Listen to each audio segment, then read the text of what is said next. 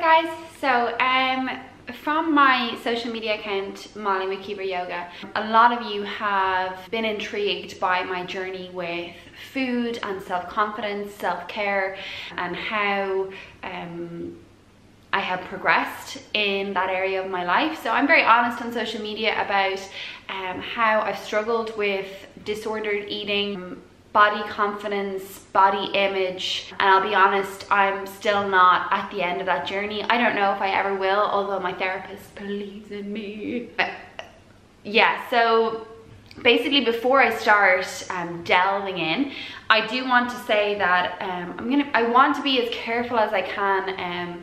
I remember when I was, at my worst, desperate to get that image of perfection that I was obsessed with, and I would go online, social media, scroll through anyone that had that perfect body that I wanted so badly, and anything that they would do, or any diet that they would say they were on, or food that they would eat, or supplement that they would take, I would do exactly the same.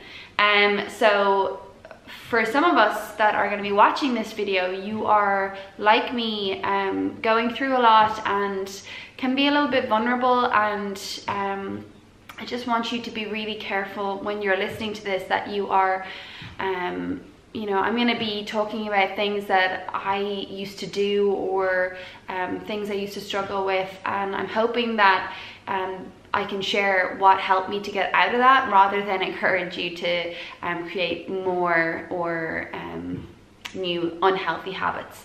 So part one is going to be a little bit more about my 10-year diet and how I started my journey through problems with food and body image, and then I'll come back with part two, which will be a little bit more about what I learned and where I am now. Basically, my unhealthy attitude to eating probably started when I was about 18, 19. Like before that, I swear, the girls that I was friends with in school and are still my best friends, we were obsessed with food. We thought we were shit hot and didn't think that there was anything to worry about with our bodies, or I really don't remember thinking about it ever, that I needed to change my body in any way. I ate what I wanted and I loved food. It wasn't until Facebook came around really, and I remember after our summer away in EOS when we were 19, that after the holiday, it was the first time that I was able to scroll through photos and see myself beside both my friends and other girls, and realize that, wow, like we actually look very different. And it was just the first time I really started to compare myself and maybe start to think, my body wasn't what I wanted. I wanted X, Y, and Z, or I wanted to be more like hers or this. And then obviously social media, Instagram and all that just put gas to the fire and sped that up a million times over.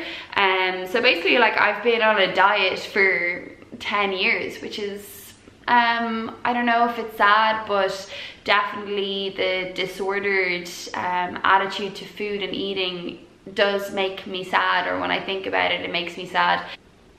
In the beginning, to lose weight, the only way I knew to lose weight was to not eat. So I used to basically just have one meal a day, and this was when I was 19, 20, and sometimes it would be a muffin, sometimes it would be just a salad.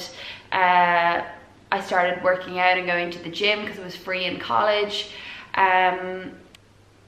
When I lost all that weight, my mum brought me to the doctor because she was obviously worried, and I was lying. I was very dishonest. I was saying that I was eating, and it was actually the doctor that gave me the idea of laxatives. She was like, are you taking laxatives? I had never heard of that before. So again, for parents, like, you have to be careful of what you expose your children to, or obviously it's all online now, so it's pretty scary. But back then it was actually the doctor that gave me the idea about laxatives. which I also tried, were incorporated into my obsession with losing weight, which is obviously very dangerous and such an unhealthy thing to do to your body. Then I started a relationship with somebody who was really into the gym and was a lot more encouraging of, you know, you need food to fuel your workout. But still, we ended up, because he ended up being a PT and working in a gym, we ended up exploring diets and restrictive eating, and we did a lot of paleo and you know, these treat days. And I started this unhealthy kind of language around food, and it all became quite blurred as to what was, you know, your regular diet. Was dieting healthy? What was controlled and extreme, and what was just a healthy looking after yourself or being healthy? What was being healthy? I kind of didn't really, I had a very morphed idea as to what was healthy. But basically I continued, you know, dieting, and there were times where it would be more controlled or less controlled. There were times where it would occupy my entire social life, avoiding, you know, eating out or doing any of these things with my friends, and then binging. Then when I broke up with my boyfriend, obviously it was extremely traumatic mentally and physically, and I ended up for the first time putting on a lot of weight, and watching myself lose control. It was a very scary experience. So from going from restriction to binging and control to out of control, I was creating all of this very negative language around food. So as I just said, you know, binging, which kind of gives the sense of overindulging and being a bit gluttonous, which we associate with fat, and you know, and we live in a culture of fat phobia, that being weak, and other words such as guilt, cheating, treats, all of these things that may seem just like words, but they have a lot of impact on how you feel and the actions that you take. So because I had this association with words and food and negative thoughts around being overweight or overindulging, and associating those things with each other, I ended up then, when I was binging, like I would do, it's important to notice the difference between sitting in and with your friends and having a pizza and an ice cream and maybe a few bars of chocolate because you're with friends and you're socializing and in a place of joy, and compare that to times where I would be with people, I wouldn't eat in front of them, and then I would go home and I would eat a tub of ice cream on my own because I was ashamed of eating it in front of people. There was a lot of shame involved in eating. I remember one night specifically, I ordered a pizza by myself, and I made 3 trips walking up to the shop to buy more chocolate, more ice cream, and I hated myself. I was so unhappy in feeling weak and feeling out of control, and there was no joy in the actual action of eating or choosing food or socializing with food and people. And again, that's part of the learning process of noticing your thoughts around food and noticing when you eat and why you eat. Tea break.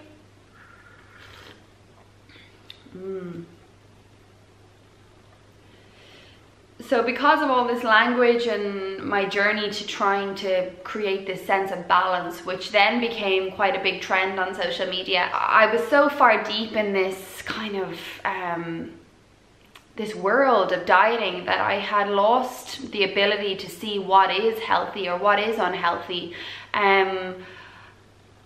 I would go through phases of being quite in control of what I was eating and enjoying my healthy food, because I do really enjoy healthy food like vegetables and meat and non-sugar food, I suppose.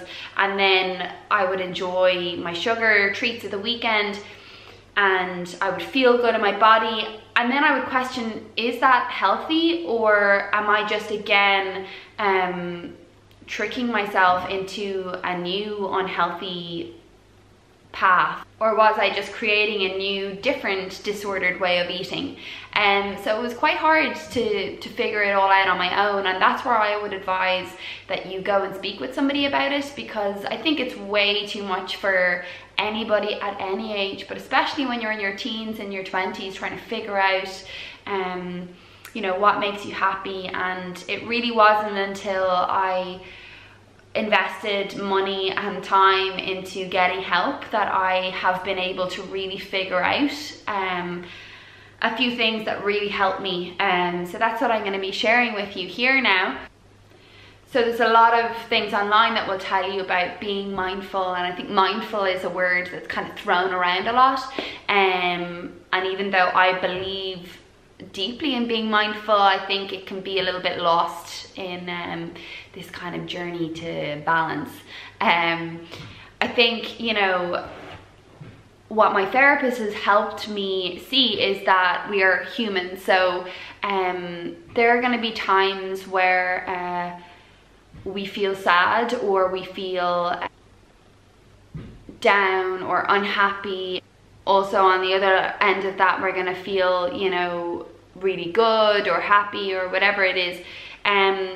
We all need coping mechanisms, and it's actually ingrained in us to resort to a coping mechanism. And food, when we need comfort, is a comfort, and that isn't something that's actually negative. And I think that's what I'm learning now, is that there are some times when my body actually just needs a bit of pizza and it needs a tub of ice cream.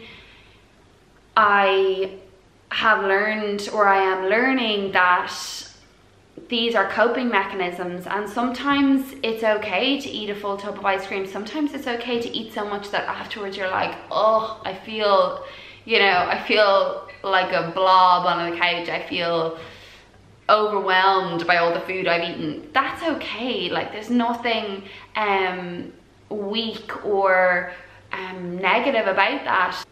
But again, do you want to feel like a blob all the time, or do you want to feel sick all the time? So it's learning to understand your body and to be mindful of how you're thinking. So for example, when I am overwhelmed at work or stressed, or I just made a mistake or failed at something, obviously your instinct is to want comfort and is to want to make yourself feel better. And instinctively, a lot of us will go for food to comfort ourselves, which is fine. But I feel it's really important not to mask your problems or your struggles or failures with comfort. So it's important, just like in your yoga practice, to experience the discomfort, to allow yourself the time to acknowledge it and to know its source, or to find your way to its source, to know where the pain or the suffering is coming from. And then maybe you still want the ice cream, and that's fine, but at least you're not using it to avoid dealing with whatever it is that's going on in your life. So I think that's where the issue is where you're masking things with quick fixes or food. During the week, when I'm working and trying to set goals and trying to better my business every day, I need a clear head. I need to feel focused and energized, and I need to get a good sleep. If I was to eat pizza all day, or I was to overindulge or eat ice cream, those highs that I get from sugar just wouldn't enable me to work as hard as I am capable of, or wouldn't enable me to be as focused as I need to be in order to achieve these goals, or to be inspired or motivated. So it's also just being careful about how food makes you feel. Sometimes certain foods serve you and what you need to get done better than others. So for me during the week, it just suits me and my schedule better to have a routine. I'm much better at getting work done when I'm in a routine. I am a bit of a sugar addict. Sugar for me, once I eat some, I want loads more. So it just wouldn't suit me during the week to sit down and have a bar of chocolate. I'd then just be distracted and thinking about chocolate. So it's just about getting to know yourself. Also, when you're stressed and these things are happening that you may trigger your tendency to find comfort in food, be kind to yourself. So sometimes we're really self-critical and we can be like, you know, angry at ourselves for being anxious or being stressed. Sometimes it's okay to be stressed and you have every reason to be stressed. So try not to criticize yourself for struggling or for wanting the food. It's important first to come from a place of kindness and compassion and understanding. Would you be this judgmental to your friend? Would you tell your friend, grow up or cop on?